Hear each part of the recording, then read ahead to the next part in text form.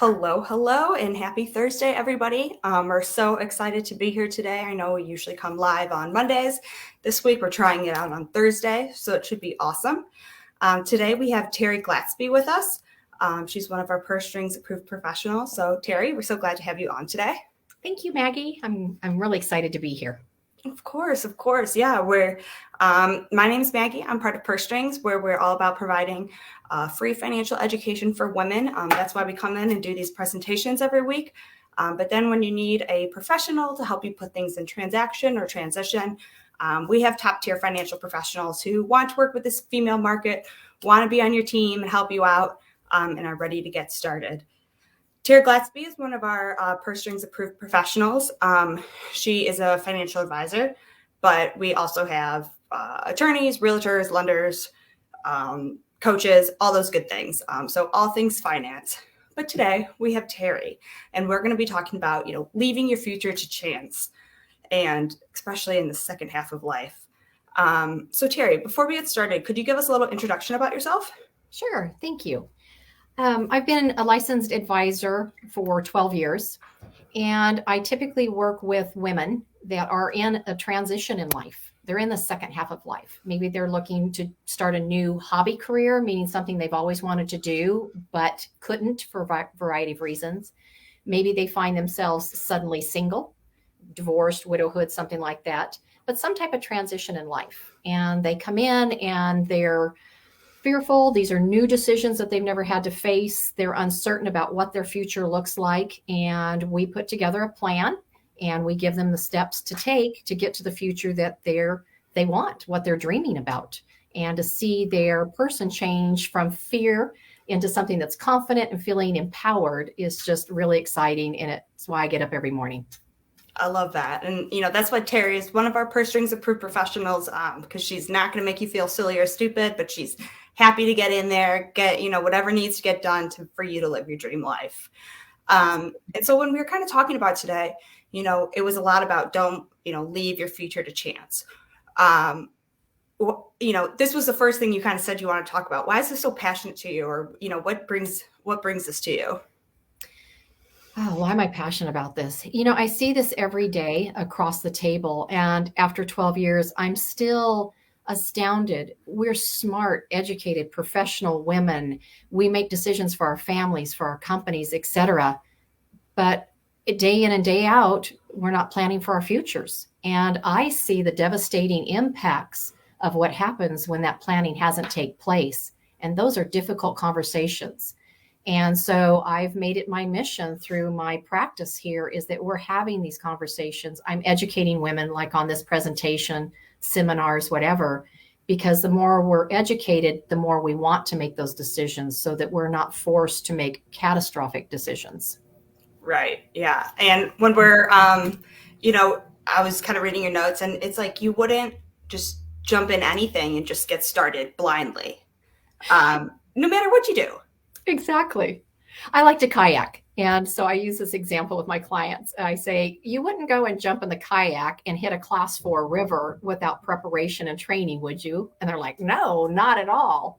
I said, or if you don't kayak, I said, you wouldn't jump in your car and take a cross-country road trip without GPS. And they're like, no, that'd be crazy.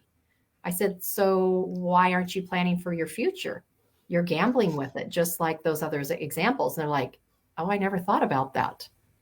Yeah, definitely. And even when you say like a class 4 river, like I'm assuming that's, one of the hardest rivers, but it even has this lingo that I'm not even quite sure about yet before you even jump in the kayak.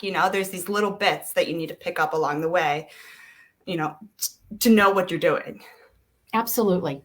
Just like in that river example, if we don't know what the water levels are downstream, we don't know, are we going to be facing debris that's in the water? Is our equipment solid?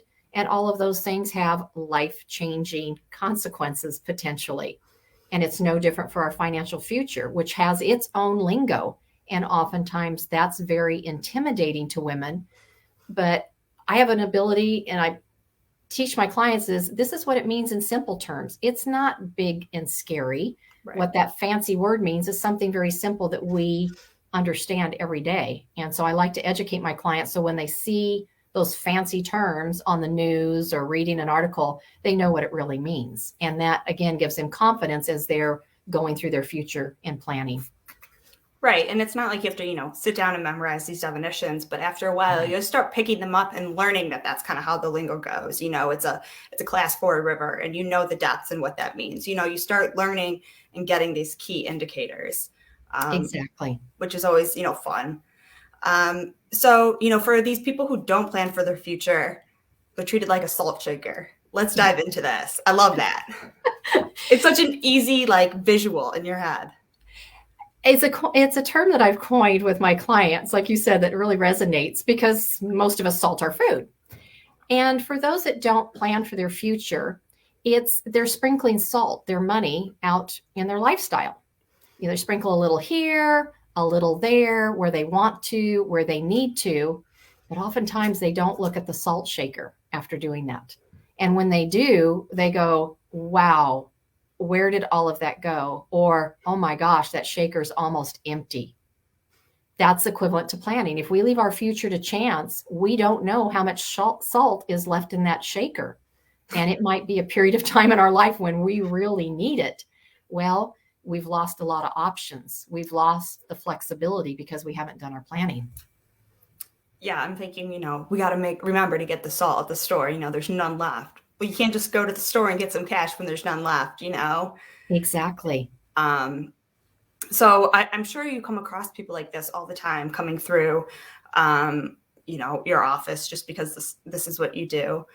Do you have any examples of women who kind of have had, this salt shaker experience happen to them? Yes. In fact, it was just somebody I met with last week.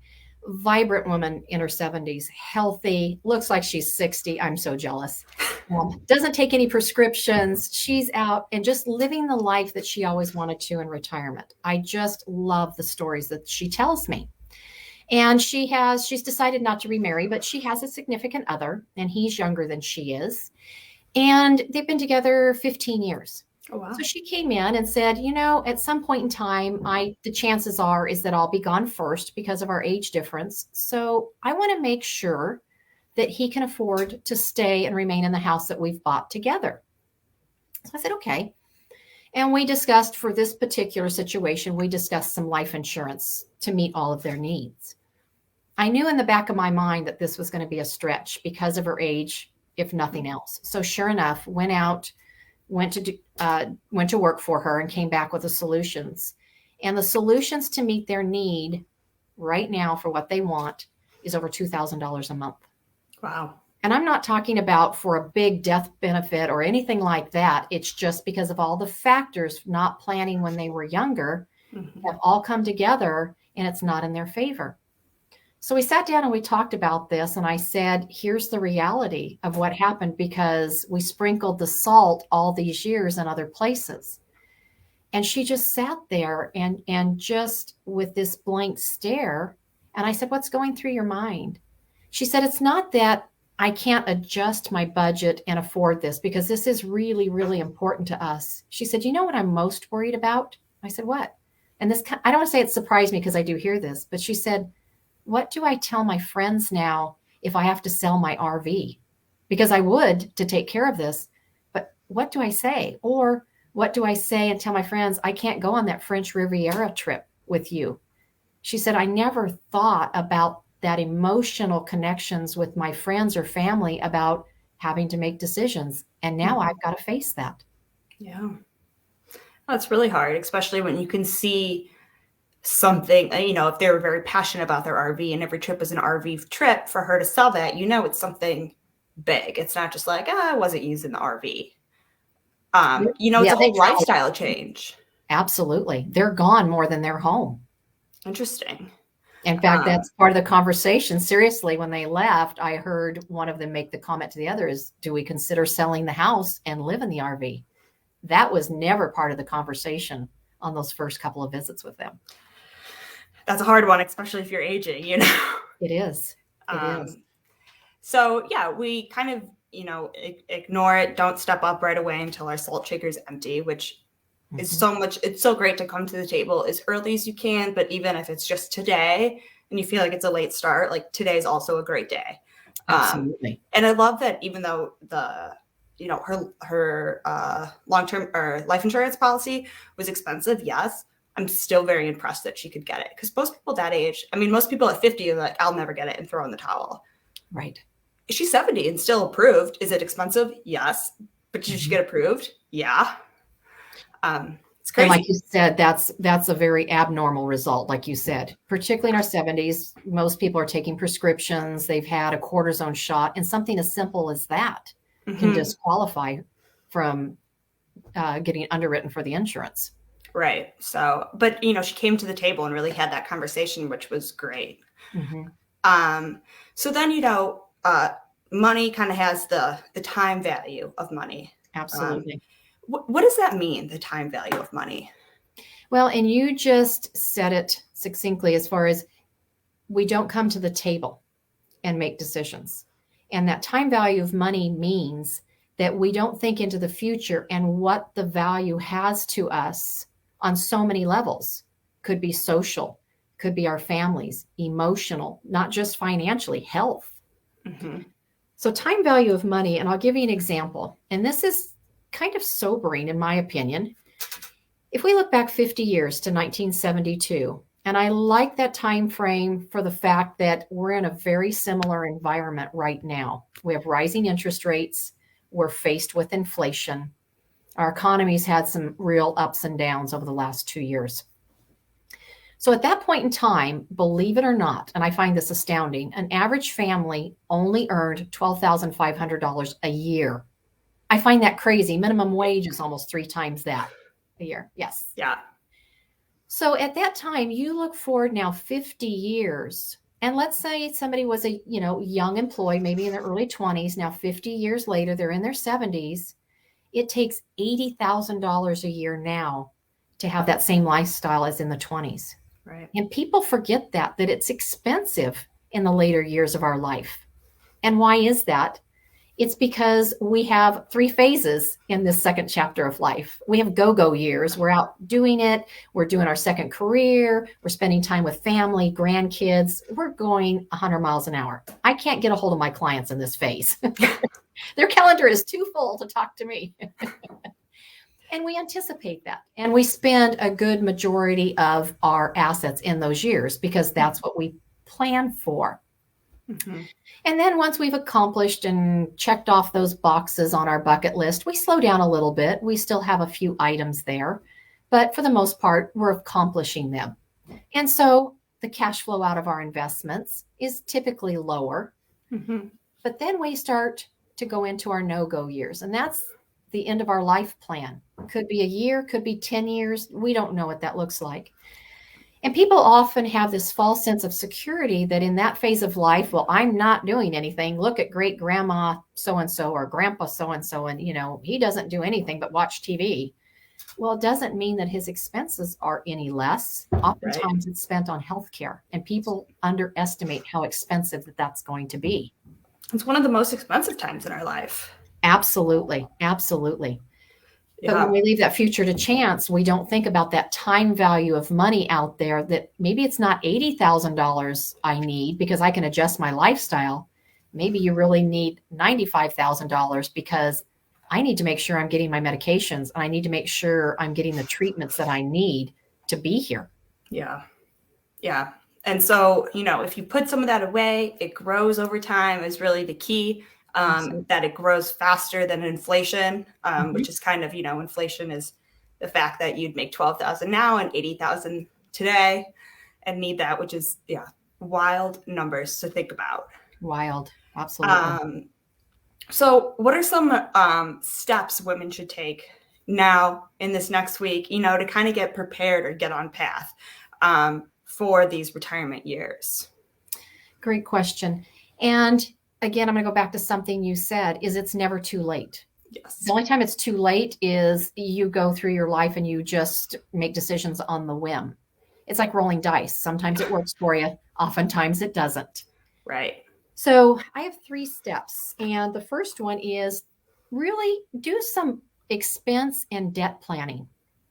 And why I think this is so important is in this second phase of life, and particularly right now across the country, we're seeing a huge housing boom.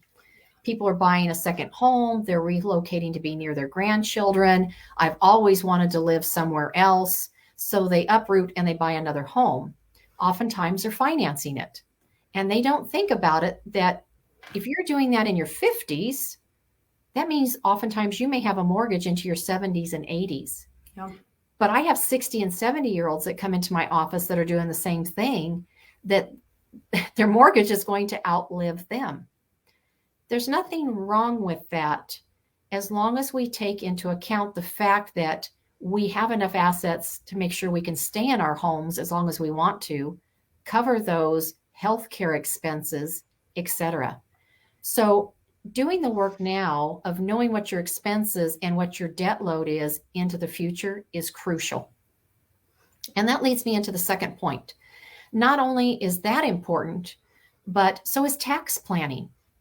And people often come in and they say, well, I'm going to be in my retirement years. I'm not going to be having as much income, so I don't need to worry about taxes. Can't I just still TurboTax? Yeah, exactly. And I said, sure, but let me give you an example I see quite often. You have a couple or a woman, single woman, that has saved well. She's had a good career. She's saved well. She's maximized her retirement planning with her employment plan, either in her business or at her employer. And she's gotten to a place in life where she's going to retire. And that's great. And I love when they come in and they're so excited and we're doing income distribution planning. We're planning how they're going to take their money out. And they'll go, this is usually a typical example, I can't wait to remodel my kitchen. I put my kids through school, or I've paid for this. I want to treat myself. Exactly. I've already got my designer and I'm hiring the contractor and I already know when this project's going to start. And I'm so excited. Their eyes are twinkling. And they'll say, I want $100,000 for this kitchen. Okay. I said, but we really need $130,000 to $140,000. And then we'll do the planning on the rest. And they go, no. I've planned this for a lot of years, 2, 3, 5 years. I know how much this is going to cost me. I'm not going over budget. And I said, I'm sure you've done a great job planning. I can see that. But we've got to take taxes out because all your money is in your retirement accounts. It's been deferred all these years. And you have to pay 30 to 40% in taxes. And again, that drop dead stare of, I never thought about that. All these years that I saved, I never saved outside of my retirement plan. And every dollar I take is going to be inflated by 30 to 40% to cover the taxes. Yeah. Then let's compound this just a little further. They've got the wealth to get through this period of time. Okay. We've bitten that sour pill right there. We know what that's going to be like. They get into their 70s and now they're forced with required distributions at age 72 or older. That's not an option. It's a 50% penalty if you don't do it. That's huge. So now are we not only looking at $1.30, $1.40, we may be looking at $1.50 or 60 because all of a sudden this additional income may be required. That's a very, very sobering conversation because now they feel like everything they've saved for has just slipped out of that salt shaker real quick. And even though they've been careful about where they've spent the money. And I think that's a hard reason why people might not come to the table is because if I don't know that my dream is crushed, is kind of, I would rather just turn a blind eye to it. I won't do it until I have to. Yeah, because I mean, if you go in and, Terry's going to tell me I can't have my kitchen, which is not, I know that's not what you say, right. But, it's kind of that feeling. It's like, well, now I didn't want to come, but it's, I'm sure you work with them in a way to make it happen or, a game plan to try and, update the kitchen as much as they can or whatever that may be. Absolutely. And thank you for bringing that up because planning doesn't have to be that negative, being told, no, I'm crushing your dreams. It's not at all. It's about putting all of the elements out on the table.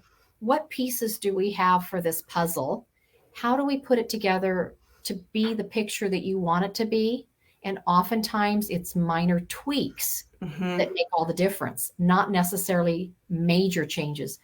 Where I see that type of example of having to make major changes, crushing dreams, are for those that do leave their future to chance. Because again, that time has passed. All those options are now off the table and we're down to having to make decisions, not when those decisions come up. We're at that point in time. That's the dream crusher. Yeah. And I just want to touch on, when you say these little changes, Mhm. these might be something like the way you take distribution, the times you take it, or the tax plan. It's not skipping the latte or doing these little items that are like, oh, this will help. It's like these action items you might only do once or twice a year, but you're changing how those go over. Exactly. Which I think sometimes people forget about is, it's kind of doing your taxes different, not skipping your latte for the rest of the year. Exactly. And no one wants to, nor is going to live a lifestyle like that. Exactly. We're creatures of habit. We are who we are. No apologies. And so we're going to find a way to keep being who that we are. But like you said, it's minor tweaks can make all the difference. Yeah. Awesome. So let's go into then this third tip that you have. The third tip is in those no-go years. And as we've been discussing, is the healthcare planning. Not just healthcare planning, but what happens when we get to a place in our life where we can't care for ourselves. I can't button the buttons on my blouse. I can't get myself to the restroom or shower by myself, or maybe just even keep my house clean and sanitary. Who are you going to ask to do those things for you? Or are you going to need to hire somebody to do those things for you? Most often, the answer I get is, oh, a family member will take care of me. And my answer back is, that's great. That's a good plan. But have you had the conversation with that family member? And oftentimes, particularly daughters, we step up and we say, I love you. I'll take that responsibility on. But The again, eldest daughter. Oftentimes, Yep. I'm there. We do. And then this financial matters that we're discussing become generational, because what's not discussed is you have this gracious family member that will say, I will take care of you. But can her family handle this? And what I mean is maybe she has children in college still, and she's still working. Well, to move into that caregiving position, maybe she can't work anymore. And maybe they won't be able to retire because just her husband, if she's married, is taking care of that. And if she's a single woman, how is she going to keep adding to her future in a caregiving position? So not only is leaving your future to chance, rolling the dice for yourself, you may transition that over generationally and be rolling the dice for your daughter or another family member or something like that. Yeah, that's a huge thing for women. Absolutely. We end up the caregivers a lot of the time, which can be really hard because, like you say, you lose out on money, you're taking care of the family, everything else. And as much as we'd like to be like, oh, I'm going to slightly decline in age and slightly have this happen and that happen, it might happen all in one day. Right. And, it hits the fan and all of a sudden you're the caretaker and you need to drop everything else that you've been doing. It hasn't been this build up to this transition to everything else. It's like, okay, tomorrow I need care. Exactly. Can I share an example with you? Please. I dealt with this over the weekend, and it's tough. My client this has always been part of our planning, and it happens to be a gentleman, but it's always been part of our conversation, is his wife and he have decided to take care of his mom and dad. Okay. And then dad passed away, so mom's now in their care and been living in their home. And I've asked him, I said, retirement for the two of you and your wife, is going to be okay. It wasn't quite what you wanted it to be, but it's going to be okay. And they're perfectly okay with that. I said, but what happens, and there's other siblings involved. I said, what happens should mom need care? Yes, she's living in your home, and yes, it's working right now. But what happens if that environment changes, something changes, and she needs more care, either in your home or in a facility of some type, a boarding care or a skilled care? And he said, well, that's a conversation my siblings and I have sometimes, but we've never developed a plan. So we've had this conversation 5-6 years. Well, over the weekend, mom fell, went into the emergency room, and the hospital wants to release her, but has specifically said she can't go home. There's stairs in your home. It's not a safe place. So now the siblings are scrambling, and none of their homes is a safe place for mom. Mom didn't do her planning. Mom left her care to chance. There's no money for any type of care. Now all the siblings have to get together and decide, Do we adjust our lifestyles to pay for care? We're trying to find a Medi-Cal facility for her with a 2 to 3 year waiting list. What do we do now? We're at catastrophe decision making time. Wow. I don't know how this story is going to end yet. And it's really hard. It is very hard. And we want the best, but there is no solution out there. There's no program out there that comes in and rescues us. Mm-hmm. So though it's a very dire story that I'm telling here, it's a real story. And she's really blessed to have children that can help. I mean, some people who don't have children, it's very hard without a spouse, is who do you turn to? Right. But yeah, it happens all in one weekend. As much as we've talked about it for 5 years, a decision never was made. And this is, like you say, not if, but when. Exactly. I was just going to say that. It's not a matter of if. Most of the time, it's when. Mm-hmm. But I think you've gave some great tips, some great reasons why people should come to the table, start making the plan today. We're going to make the best out of what we have. Start with that expense and debt planning, tax planning with your professional, and then long-term care planning, because those are huge, huge pieces when you hit this next stop of life. Absolutely. And I'll share one piece of information. I just happened to stumble on it this morning. I was doing some reading earlier this morning, and I want to share this because this is what I find going on in the individuals that come into my office. And what I read says that weakness is something that we regret, and weakness is something that we always avoid. And that's the state that I often find people come into my office, particularly when they're afraid of planning for their future. They haven't taken those steps, is they're in this vulnerable place of weakness. Mm-hmm. I need help, but I'm afraid to ask. I don't know what to ask. I'm afraid I'm the only one out there that hasn't done this, which is not truth. And even though that is a negative, heavy thought, I want to share this, is that in our weakness is where we often make our decisions, and they're emotional decisions, not factual decisions. And so sometimes they're not always the best decisions. So I ask people that are watching the video, you and I, in our moments of weakness is where we need to take a step forward in asking for help, having the strength in that moment of weakness to say, I need somebody just to speak with, if nothing else, to find what the next best step is to get started. So I'm going to put out there is call me. Yeah. Call your trusted advisor, your CPA, someone that you feel close to. And even though you and I may not have a connection yet, I offer is let's just have a brief 10, 15 minute conversation. Let's lay these puzzle pieces out on the table. What's causing the fear, the anxiety from you moving forward? And let's determine what the next best step is. It may be something I can help with. Maybe it's something that I refer you back to your trusted professional in another area. We're all a team, but at least you'll begin that path forward. Then you enter into confidence. Then you get empowered. Go out and live fulfilled in the future you want, you're dreaming of. Don't leave it to chance. Couldn't have said it better myself. It's wonderful. And, coming to this conversation, yes, it's the hardest part, but someone like Terri, you can have this 20-minute conversation. I'm not asking you for social security numbers. I'm not asking you for passwords, for payment, for anything. It's just a conversation. So if someone is asking you those questions, you should leave. Yes. It's just an open conversation. It's not like you have to be so exposed with all your finances right away, but just, your emotions, which can be hard, but we've all been somewhere in life where we had to get over it, and it's always turned out okay.